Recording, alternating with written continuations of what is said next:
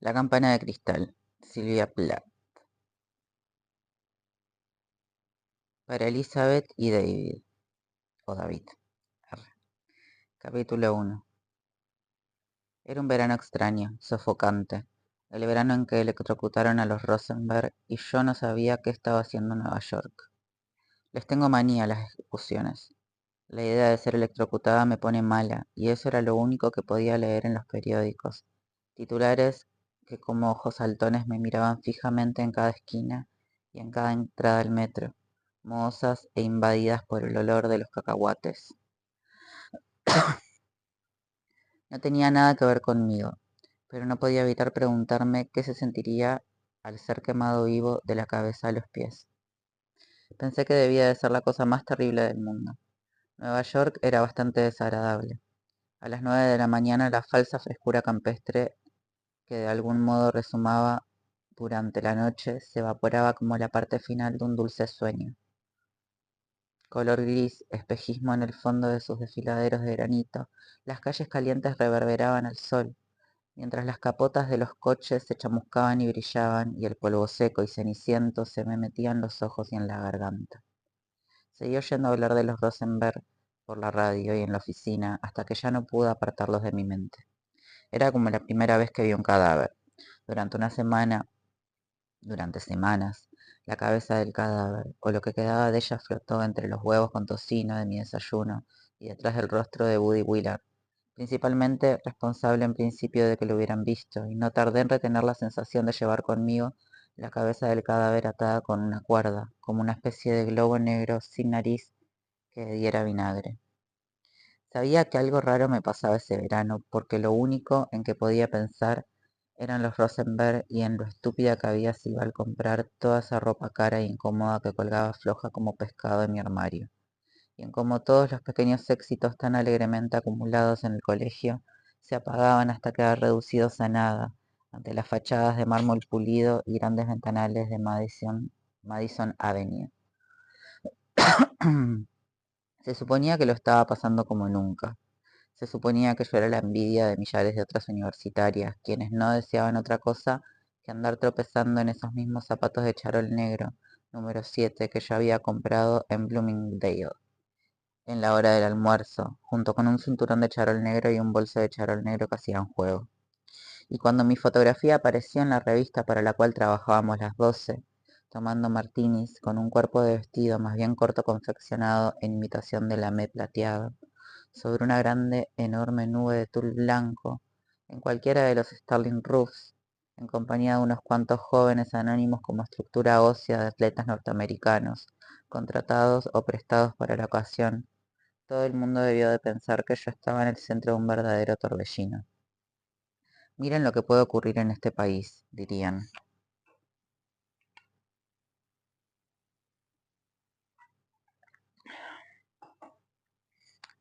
Una chica vive durante 19 años en un pueblo ignorado, tan pobre que no puede siquiera comprar una revista, y entonces gana una beca para la universidad, un premio aquí, otro allá, y termina conduciendo a Nueva York como si fuera su propio coche.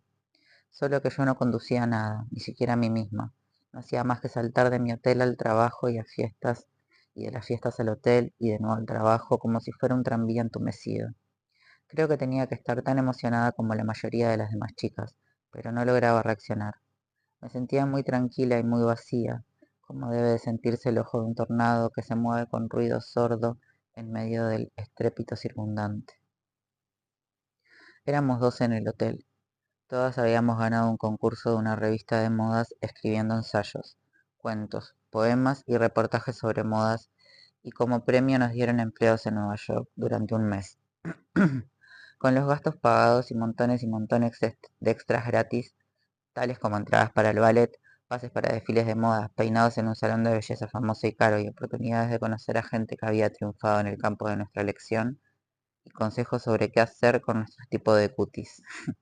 Todavía conservo el estuche de maquillaje que me dieron especial para personas de ojos y cabellos castaños, un cuenquillo oblongo lleno de rímel marrón con un cepillito, un redondo, uno redondo con sombra azul para los ojos, lo bastante grande para untarle la punta del dedo, y 3 lápices labiales que iban desde el rojo al rosado, todo dentro de la misma cajita dorada, con un espejo adosado, también con un espejo adosado. También guardo una funda de plástico para lentes de sol, con conchas de colores y sequíes, y una estrella de mar de plástico verde cocida. Comprendí que recibíamos continuamente esos regalos porque les servía de propaganda a las firmas patrocinantes, pero yo no podía ser cínica. Me divertía muchísimo con todos esos regalos que no llovían. Durante mucho tiempo los escondí, pero luego, cuando volví a estar bien, los saqué y todavía los tengo por casa. Uso los lápices labiales de vez en cuando y la semana pasada separé la estrella de mar de plástico de la funda de los lentes para que el bebé jugara con ella. Así pues, éramos 12 en el hotel, en el mismo piso y en la misma ala, en habitaciones individuales, una junto a la otra, lo que me recordaba mi dormitorio del colegio. No era un hotel exactamente, quiero decir, un hotel donde hay tanto hombres como mujeres mezclados en el mismo piso. Este hotel, el Amazonas, era solo para mujeres, y en su mayoría eran chicas de mi edad con padres ricos que deseaban estar seguros de que sus hijas vivían en un lugar donde ningún hombre podía llegar hasta ellas y deshonrarlas. Y todas iban a escuelas de secretaría, y todas iban a escuelas de secretaría como la Katie Gibbs, donde había que ir a clases con sombrero, medias y guantes. O acababan de graduarse en escuelas como la de Katie Gibbs y eran secretarias ejecutivos de primera y segunda clase y vagaban por Nueva York esperando casarse con algún profesional. Yo tenía la impresión de que esas chicas se aburrían terriblemente. Las veía en el solarium bostezando, pintándose las uñas y tratando de conservar sus bronceados de bermudas, y parecían endiabladamente aburridas. Hablé con una de ellas y estaba aburrida de los yates, y aburrida de volar en avión, y aburrida de esquiar en Suiza durante la Navidad, y aburrida de los brasileños. Chicas así me ponen mala. Siento tal envidia que me quedo sin poder hablar. 19 años y no había salido jamás de Nueva Inglaterra, excepto para este viaje a Nueva York. Era mi primera gran oportunidad, pero aquí estaba yo, sentada y dejándola correr entre mis dedos como si fuera agua. Creo que uno de mis problemas era Doreen. Nunca había conocido a una chica como ella. Doreen venía de un colegio para chicas de la buena sociedad del sur y tenía un brillante y llamativo cabello blanco que parecía azúcar hilado alrededor de su cabeza. Ojos azules como transparentes, bolitas de ágata duras, pulidas y casi indestructibles, y una boca que translucía una especie de perpetua burla. No una burla desagradable, sino divertida y misteriosa, como si toda la gente que la rodeaba fuera bastante tonta y ella pudiera gastarles unas cuantas bromas si quisiera. Doreen se fijó en mí enseguida. Me hacía sentir mucho más lista que las otras, y ella era, en realidad, maravillosamente divertida. Solía sentarse a mi lado en la mesa de conferencias, y cuando las celebridades que nos visitaban comenzaban a hablar, me murmuraba queda- me murmuraba quedamente agudos algunos sarcasmos. Sus compañeras de colegio estaban tan pendientes de la moda que todas tenían fundas para sus bolsos del mismo material que sus vestidos, de manera que al cambiarse de ropa tenían siempre un bolso que hacía juego. Los detalles de este tipo me impresionaban mucho. Sugerían toda una vida de maravillosa y elaborada decadencia que me atraía como un imán. La única cosa por la que Doreen me reñía era mi preocupación por entregar siempre mis trabajos dentro del plazo fijado. ¿Por qué te esfuerzas para eso? Doreen se tendía en mi cama con una bata de seda de color albaricoque, puliéndose las largas uñas amarillas por la nicotina con limas Merrill, mientras yo mecanografiaba el borrador de una entrevista con una novelista de éxito. También estaba eso.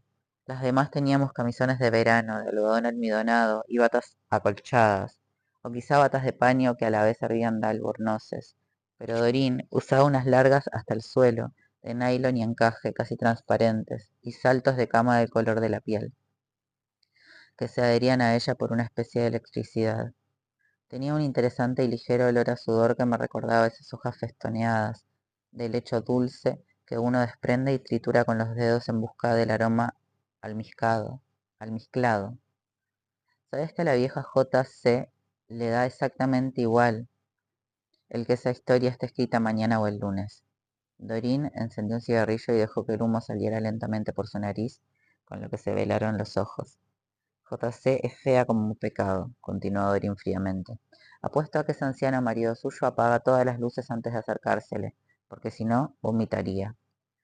JC era mi jefa, y yo le tenía mucho cariño, a pesar de lo que decía Dorin. No era una de esas farsantes de revistas de modas con pestañas postizas y joyas de fantasía. JC tenía sesos, razón por la cual su aspecto de tarugo feo no parecía importante. No parecía importante. Leía en un par de idiomas y conocía a todos los escritores de calidad que había en ese ambiente. Traté de imaginarme a JC sin su severo atuendo de oficina y sin el sombrero que rutinariamente se ponía para ir a almorzar, en la cama con su obeso marido, pero no pude. Siempre me costaba un terrible esfuerzo tratar de imaginar a la gente junta en la cama. JC quería enseñarme algo. Todas las señoras de edad que conocí querían enseñarme algo, pero de pronto pensé que no tenían nada que enseñarme. Ajusté la tapa de la máquina de escribir y la cerré de golpe. Dorin sonrió. Muchacha lista. Alguien llamó a la puerta. ¿Quién es? No me molesta en levantarme. Soy yo, Betsy. ¿Vienes a la fiesta? Supongo que sí. Aún así, no fui hasta la puerta. Importaron a Betsy de Kansas, con su alborotada cola de caballo rubia y su sonrisa de madrina de la cofradía Sigma Chi. Recuerdo que una vez fuimos llamadas las dos al despacho de un productor de televisión, de mandíbula azulada y traje a rayas, que quería ver si teníamos algún ángulo que él pudiera usar en un programa. Y Betsy empezó a hablar del maíz macho y el maíz hembra de Kansas. Se emocionó tanto con el maldito maíz que hasta el productor se le llenaron los ojos de lágrimas, solo que, lamentablemente, dijo que a él no le servía de nada. Más tarde el jefe de la sección de belleza persuadió a Betsy de que se cortara el cabello y la convirtió en modelo de portada. Todavía veo su cara de vez en cuando, sonriendo desde uno de esos anuncios que dicen: la esposa de PQ usaba BH Bright. Betsy siempre me pedía que hiciera cosas con ella y las demás chicas, como si de alguna manera estuviera tratando de salvarme. Nunca invitaba a Dorin. En privado, Dorin la llamaba Poliana la vaquera. ¿Quieres venir en nuestro taxi? Dijo Betsy a través de la puerta. Dorin meneó la cabeza. No, gracias, Betsy, dije. Fui con Dorin. Ok, le oía decir a Betsy mientras se alejaba por el pasillo. Estaremos allí hasta que empecemos a aburrirnos, me dijo Dorin, apagando su cigarrillo contra la base de mi lámpara de noche. Y luego nos iremos a pasear por la ciudad. Esas fiestas que montan aquí me recuerdan los bailes que se hacían en el gimnasio de la escuela. ¿Por qué tienen que invitar siempre a los chicos de Yale? Son tan estúpidos. Buddy Wheeler fue a Yale, pero bien pensado. Su problema era el ser estúpido. Oh, sí, se les había arreglado para obtener buenas calificaciones y para tener un asunto amoroso con cierta horrible camarera del cabo, llamada Gladys, pero no tenía ni un átomo de intuición. Dorin tenía intuición. Todo lo que ella decía era como una voz secreta que saliera de mis propios huesos. Quedamos atascadas en el tránsito que se apiña a la hora de salida de los teatros. Nuestro taxi estaba apretujado entre el taxi de Betsy, que estaba adelante, y el de cuatro de las otras chicas detrás. Nada se movía. Dorin tenía un aspecto extraordinario. Llevaba un vestido blanco de encaje, sin tirantes, que se ajustaba con una cremallera sobre un estrecho corsé que la ceñía en el medio y destacaba espectacularmente su cuerpo arriba y abajo. Su piel tenía un reflejo de bronce bajo el pálido polvo de tocador. Olía fuertemente, como una tienda entera de perfumes. Yo llevaba una túnica de chantún negro que me había costado $40. Era resultado de una excursión de compras que me había permitido con parte del dinero de mi beca, cuando supe que era una de las afortunadas que iba a ir a Nueva York. El vestido estaba cortado de manera tan rara que no podía usar ningún tipo de sostén debajo, pero eso no importaba mucho, puesto que yo era tan flaca como un muchacho y apenas ondulada, y me gustaba sentirme casi desnuda en las calurosas noches de verano. Sin embargo, la ciudad había desvanecido mi bronceado. Estaba amarilla como un chino. En circunstancias corrientes hubiera estado nerviosa por mi vestido y mi extraño color, pero estar con Dorin me hacía olvidar mis preocupaciones. Me sentía sabia y cínica como el infierno. Cuando el hombre de camisa azul de leñador, pantalones negros y botas repujadas de vaquero echó a andar hacia nosotras desde donde había estado mirando nuestro taxi, bajó el toldo rayado del bar. No mis ilusiones. Sabía perfectamente bien que venía por Dorín. Pasó por entre los coches parados y se recostó confiadamente en el borde de nuestra ventanilla abierta.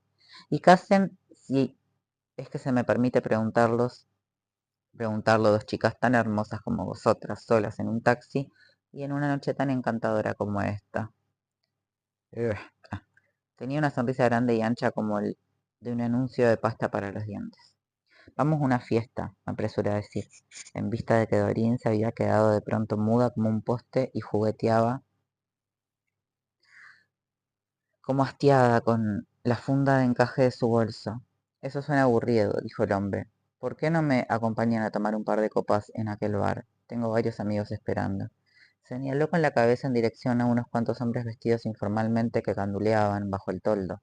Lo habían estado siguiendo con los ojos y cuando él los miró hubo un estallido de risas.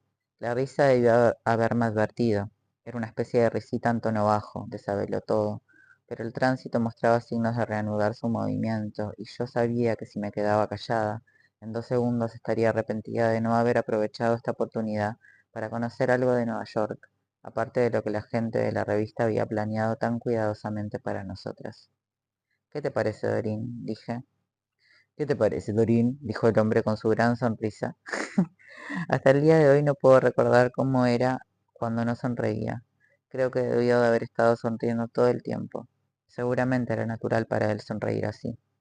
Bueno, está bien, me dijo Dorín. Abrí la puerta y nos bajamos del taxi.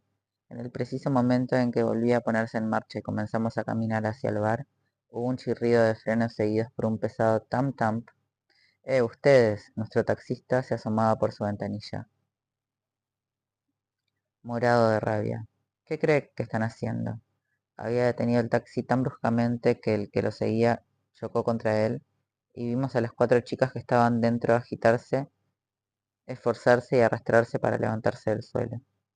El hombre rió y nos dejó en la acera y se volvió y le alargó un billete al conductor en medio de un gran escándalo de bocinas y algunos chillidos.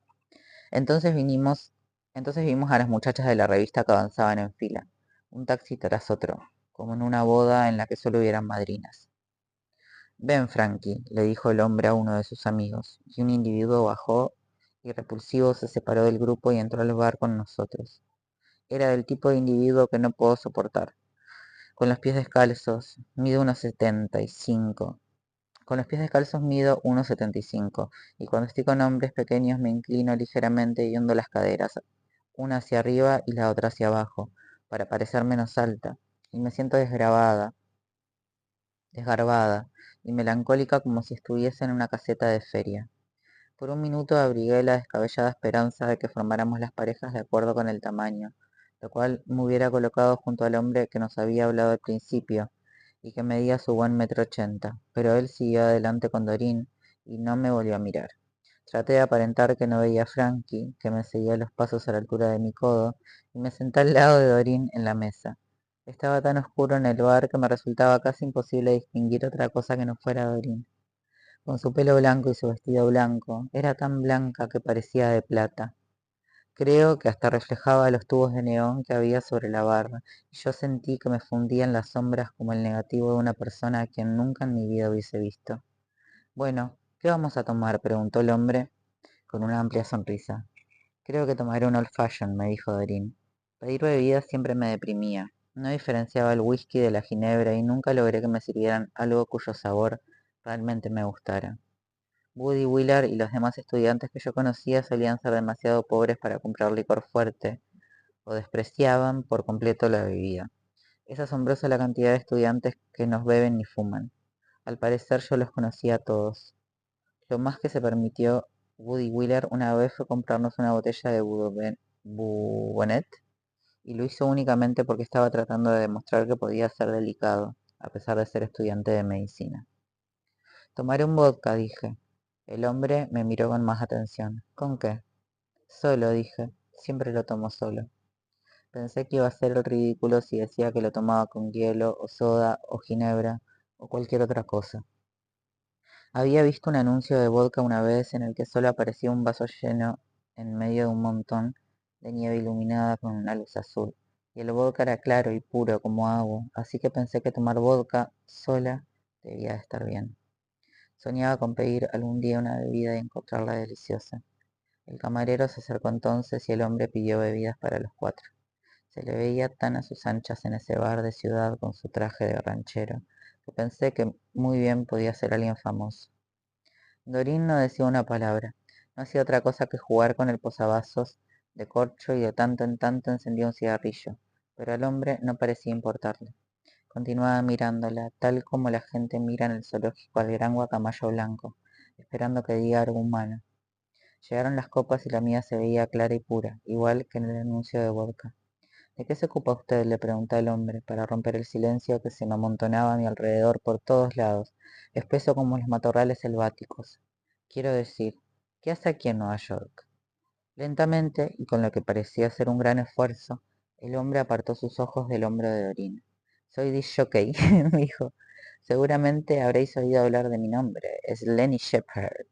Lo conozco, dijo Doreen de pronto. Me alegro. Me alegro. Encanto, dijo el hombre y estalló en risa.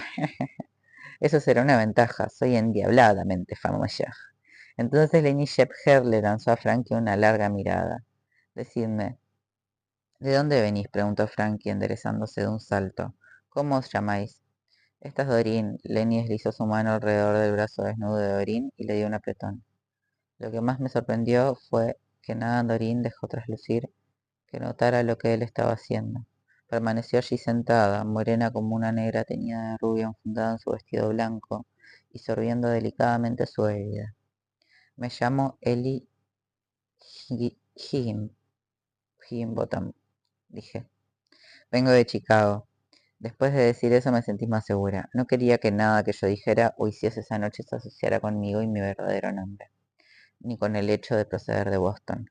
Bueno, Ellie, ¿qué te parece si bailamos un poco?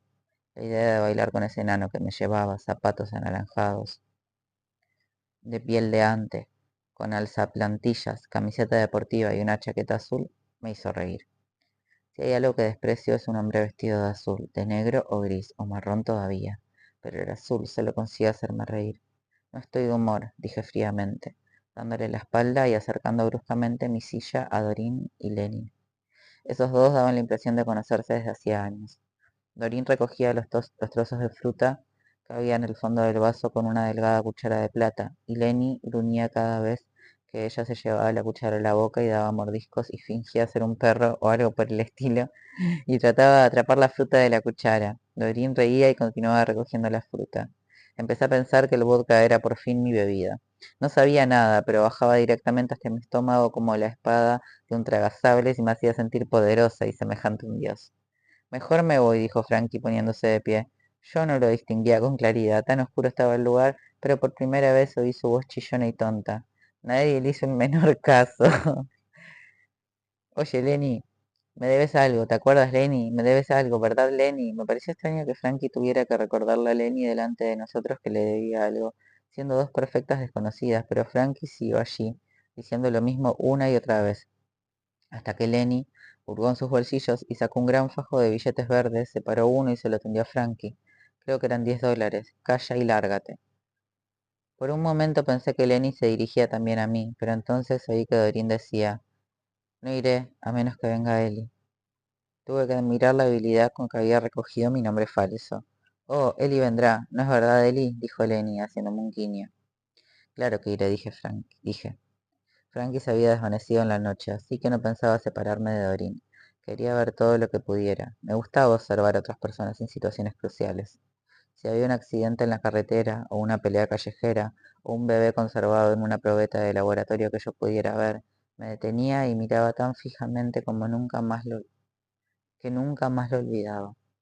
Por cierto, aprendí muchas cosas que nunca hubiera aprendido de otra manera, y aun cuando me sorprendieran o me dieran náuseas, no lo dejaba traslucir. En cambio, fingía saber que esa era la forma en que las cosas sucedían siempre.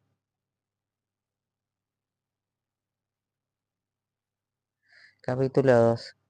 No habría dejado de ir al apartamento de Lenny por nada del mundo. Reproducía exactamente el interior de un rancho, solo que en medio de un bloque de apartamentos en Nueva York. Había hecho demoler algunos tabiques para ampliar el lugar, según dijo, y luego había hecho recubrir con paneles de madera de pino las paredes y también un bar muy especial en forma de herradura.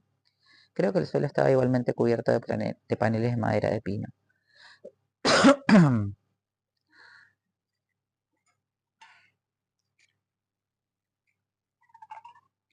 Bajo nuestros pies yacían grandes pieles de oso blanco, y el único mobiliario eran unas cuantas camas bajas cubiertas con mantas indias. En lugar de pinturas colgaban de las paredes cuernos de ciervos y de búfalos y una cabeza de conejo disecada. Lenny señaló con el pulgar el manso hocico gris y las tiesas orejas de la cabeza del conejo. Lo gané en Las Vegas. Cruzó el cuarto con sus botas de vaquero resonando como disparos de pistola. Acústica, dijo, y se hizo cada vez más pequeño hasta desaparecer tras una puerta en la distancia. De pronto empezó a salir música del aire, por todas partes. Luego la música cesó y oímos la voz de Lenny decir: este es su jockey de las 12 en punto. Lenny Shepherd, con una ronda de las más populares. La número 10 en la caravana. De esta semana no es otra que la muchachita rubia. Vamos de nuevo. La número 10 en la caravana de esta semana no es otra que la muchachita rubia de la que han estado oyendo hablar últimamente. La única girasol. Nací en Kansas, crecí en Kansas y cuando me case será en Kansas. ¿Qué tipo? Dijo Dorín. ¿Verdad que es todo un tipazo? Puedes apostar a que lo es, dije yo. Escucha, Eli, hazme un favor. Ella parecía convencida para entonces de que yo era realmente Eli. Seguro, contesté. Quédate por aquí, ¿quieres? Yo sola no sería capaz de defenderme si él siquiera aprovecharse de mí. ¿Viste esos músculos? Dorín rió entre dientes.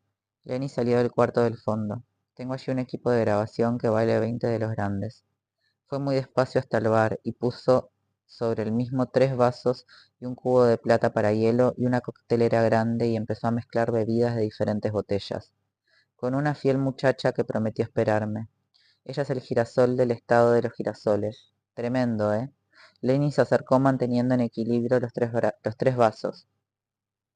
Goterones como de sudor se pegaban a las paredes de los vasos y los cubitos de hielo tintineaban mientras él los iba pasando.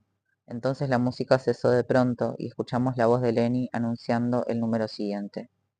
No hay nada como escucharse hablar a sí mismo. La mirada de Lenny se posó en mí. Frankie se fumó. Deberías estar con alguien. Llamaré a uno de los muchachos. Está bien así, dije. No tienes que molestarte. Y no quería salir pidiendo de buenas a primeras que me trajeran a alguien varias veces más alto que Frankie. Lenny pareció aliviado. No te preocupes. Yo no querría molestar a una amiga de Dorín. Dirigió una sonrisa blanca y grande a Dorín. ¿Verdad que no, potecito de miel? La tomó de la mano y sin decir una palabra empezaron a bailar sin abandonar sus respectivos vasos. Me senté, con las piernas cruzadas, en una de las camas y traté de parecer concentrada e impasible, como unos hombres de negocios que vi una vez contemplando cómo una bailarina argelina bailaba la danza del vientre, pero tan pronto como me recosté contra la pared bajo la cabeza del conejo, la cama empezó a moverse, así que me senté en el suelo sobre una piel de oso y me apoyé en la cama. Mi bebida era húmeda y deprimente. Cada vez que tomaba un sorbo sabía más y más a agua de pantano. Hacia la mitad del vaso había pintado un lazo rosado con puntitos amarillos. Bebí hasta más o menos una pulgada por debajo del lazo y esperé un rato. Cuando fui a tomar otro sorbo, la bebida estaba otra vez a la altura del lazo.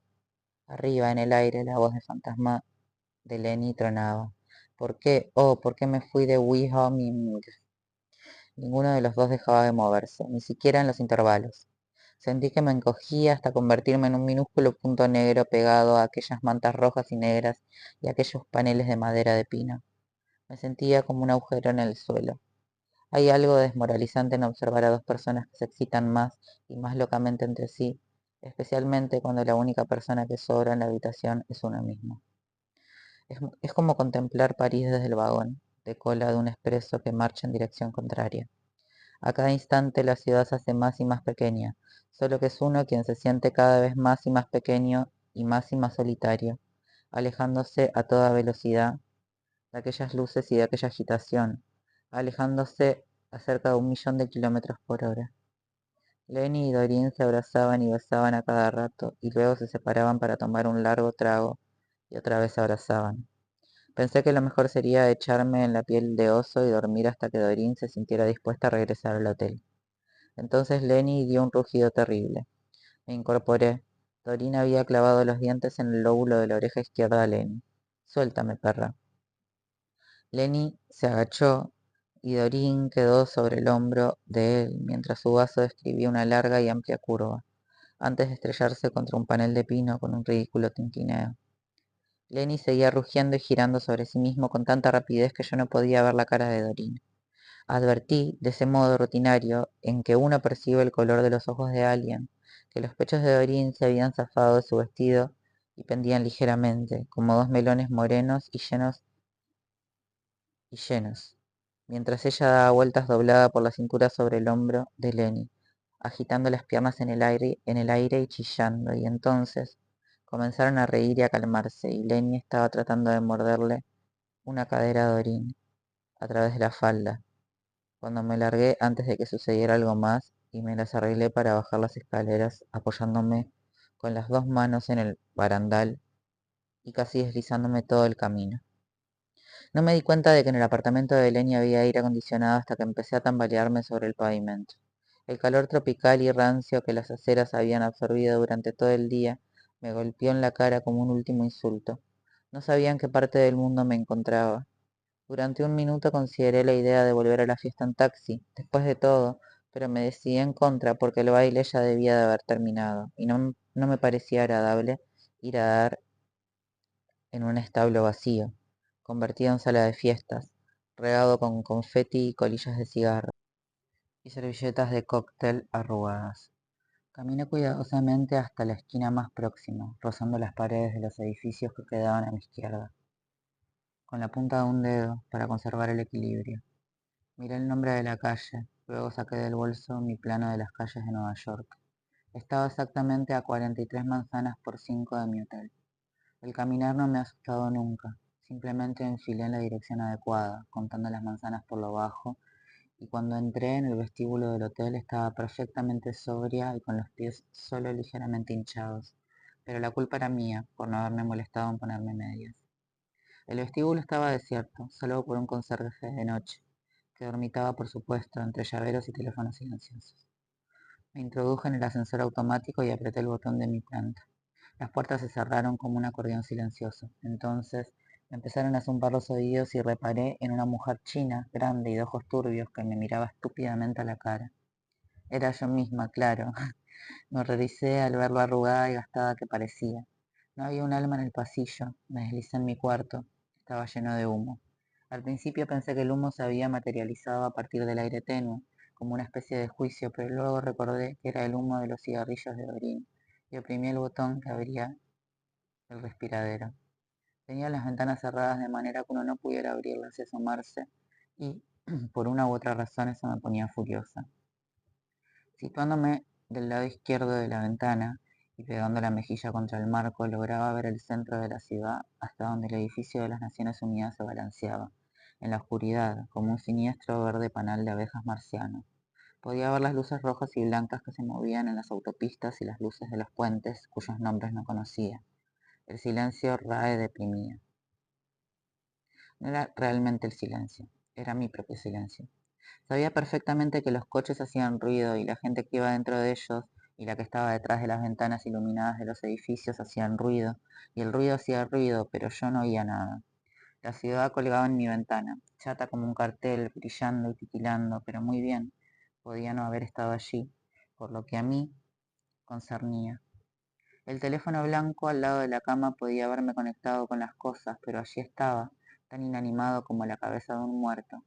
Traté de recordar gente a la que hubiese dado mi número de teléfono para hacer una lista de las llamadas que podía estar a punto de recibir, pero todo lo que recordé fue que había dado mi número a la madre de Woody Willard, quien debía dárselo a un intérprete simultáneo que ella conocía en las Naciones Unidas. Solté una risa breve, seca. Imaginaba la clase de intérprete simultáneo que la señora Willard me presentaría después de haberse pasado toda la vida tratando de casarme con Woody, que ahora estaba curándose la tuberculosis en algún lugar del norte del estado de Nueva York. La mamá de Woody me había conseguido hasta un empleo de camarera en el mismo sanatorio para tuberculosos, a fin de que Woody no estuviera tan solo aquel verano. Ni ella ni Woody podían explicarse por qué, en lugar de eso, yo había escogido ir a Nueva York. El espejo de mi peinador me parecía ligeramente combado y con demasiada sobe. La cara que había en él se veía reflejada por una bola de mercurio dental. Pensé en deslizarme entre las sábanas y tratar de dormir, pero eso me atraía tan poco como la idea de meter una carta sucia, garrapateada, en un sobre nuevo, limpio. Decidí tomar un baño caliente. Debe de haber unas cuantas cosas que un baño caliente no puede curar, pero yo conozco muchas. Siempre que estoy triste hasta morir o tan nerviosa que no puedo dormir o enamorada de alguien a quien no veré en una semana, me deprimo, pero solo hasta el punto en que me dio tomar un baño caliente. Medito en el baño. El agua tiene que estar bien caliente, tan caliente que apenas se soporte el poner el pie dentro. Entonces uno se desliza suavemente hasta que el agua le llega al cuello. Recuerdo todos los techos que había sobre cada una de las bañaderas en las que me he estirado. Recuerdo las texturas de los techos y las grietas y los colores y las manchas de humedad y la disposición de las luces. Recuerdo también las bañeras y las bañeras antiguas con patas como garras y las modernas bañeras en forma de ataúd y las bañeras de mármol rosado de imitación que semejaban estanques interiores de lirios. Y recuerdo las formas y los tamaños de los distintos grifos y soportes para el jabón. Nunca me siento tan yo misma como cuando tomo un baño caliente. Me tendí en aquella bañera en la planta 17 de aquel hotel, solo para mujeres, muy por encima del ajetreo neoyorquino durante casi una hora, y sentí como volví a ser pura. No creo en el bautismo, ni en las aguas del Jordán, ni en nada por el estilo. Pero sospecho que lo que siento respecto al baño caliente es lo que los creyentes sienten del agua bendita. Me dije, Doreen se está disolviendo, Lenny Shepherd se está disolviendo, Frankie se está disolviendo, Nueva York se está disolviendo, todo se está disolviendo, y se está alejando, y nada, ninguno de ellos importa ya. No los conozco, no los he conocido nunca, y